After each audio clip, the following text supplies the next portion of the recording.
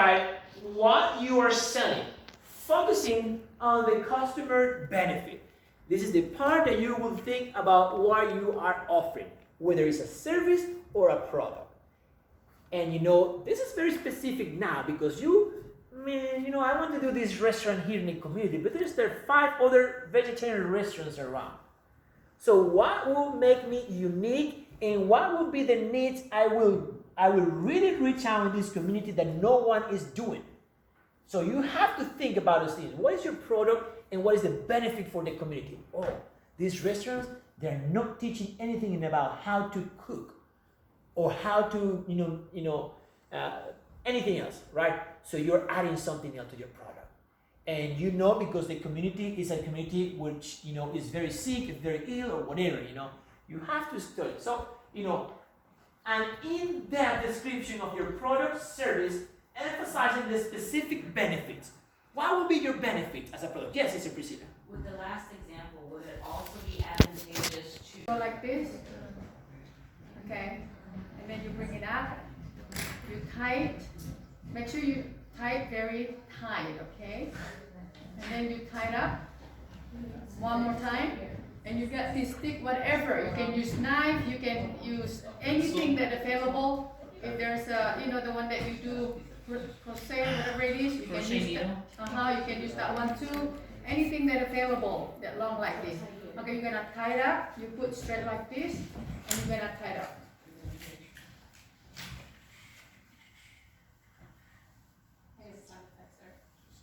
So you do that above the wound or below the wound? 2 inches. It has to be 2 inches. Above or below? So it depends. Above. 2 inches above the wound. Yes. Okay. 2 to 5 inches above. Okay. So then now you tie it up. Okay. Put you tie it up, and then you bring this one to this side, and then you bring this one to this one side. Okay. Now you twist it. Okay. You twist it. And you will feel it. Twist it? Yeah, I feel it. You feel it? Okay? And number 1, I have one son. Then I have one Holy Spirit that will teach you. So 911 is God, Jesus, and the Holy Spirit. So when you go mission field, remember that. Okay? Then God. That was a very creative way to look at it. So when you go mission field, you can, there's no 911 here. I can't call, I don't have any phone. Lord 911. It is I, okay? Jesus one and the Holy Spirit one will help you. Okay? Kind of absorb it or to use it in a sense or digest it. It uses magnesium and calcium, minerals that the body already has.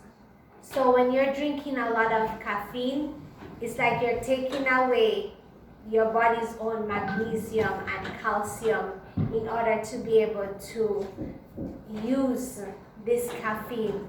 And so over time, you can become more and more mineral deficient from this, okay? And it's the same with sugar. Sugar has absolutely no nutritive value. And we're talking about sugar, Processed sugar? Processed sugar, like refined sugar, that we use. It's so easy to use in our food, right? Because in the processing of the sugar, at first, most sugar comes from the sugar cane, right? The sugar cane was nice and healthy. It grew from the ground, but then they did a lot of processing, and a part of the processing of the sugar cane is what? Molasses. And molasses is good. Molasses has a lot of nutrients. It has iron, it has B vitamins and different minerals. But then it's what's left behind. It's made even now into the sugar. So they remove so many things from it. One person puts it like this, like the sugar, it's like naked when it comes into the body, but it gets well dressed leaving out. So it really takes away from the nutrients that are inside the body in order for the body to be able to digest it. Okay? And Labor Day, right?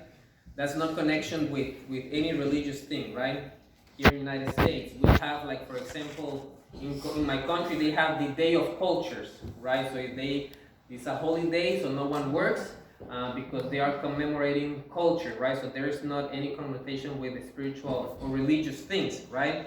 But at that point, all the holidays were, of course, pointing to the plan of salvation and were, of course, very connected to the sanctuary, right? And they used to have 7 holidays, right? You can see that there is just like a brief graphic, right? In spring they have 4, and in fall they have 3. And guess what? Of course, they had all these represented what happened in the past, right? Like, for example, today, Labor's Day, we are commemorating, how, people that work hard, things like that, especially, things that happened in the past, when people were working even. So they were, of course, commemorating things that happened in the past, right? So, like, for example, the first one that everybody knows, that was the first feast, or the first celebration, and of course holiday, was Passover, right? You remember what happened there? Why they were commemorating Passover?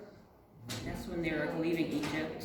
All right. And the destroying angel passed over the homes that had the blood of the lamb on the doorposts. All right. So they were commemorating basically, the deliverance from Egypt, from slavery, right? The people of Israel, and they were supposed to celebrate that for all, for all the generations. What the Bible says, until, of course, we are going to see that all this was appointed to Christ and any specific part of his ministry, right?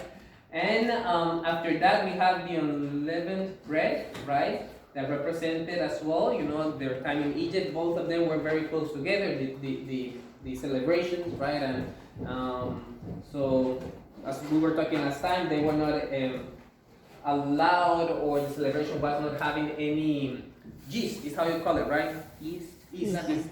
Yeah, leaven, all right, in their houses. Then the first fruits, they were, of course, celebrating, getting the things from the soil. Of course, at that point, agriculture was huge, right? So the first fruits, the first things were dedicated to God. Not only the things that they were working, but your firstborn and things like that as well. Like the same as the blanket, and then you have it like this, okay? Now, the person can sit already on the chair, same as the blanket, but you can also prepare the whole tree, okay? Now, of course, you need to can sit already on the chair, water, because it's very hot. You can also prepare. What is the best indicator to feel if the water is diluted, right? It's cold water, because and they even say what is the best indicator to feel if the water is a good heat. So the elbow is always a good indicator. And they even say hands are not never, but they can move down and at least have the control. So the elbow is position for the neck. So you want to make sure that is hands that way, your whole back is exposed for you. Once again, you want to work with body posture. When you're focusing on the lower back, do you want to do this? No, you want to use your thighs. And you want to squat, so your back is still straight, not causing any tension or stress on your lower back, because once again, you are massaging for almost probably 2 hours or an hour for some places in Health Expos, or if you're actually massaging our table massage, you want to only use your thighs. So you ladies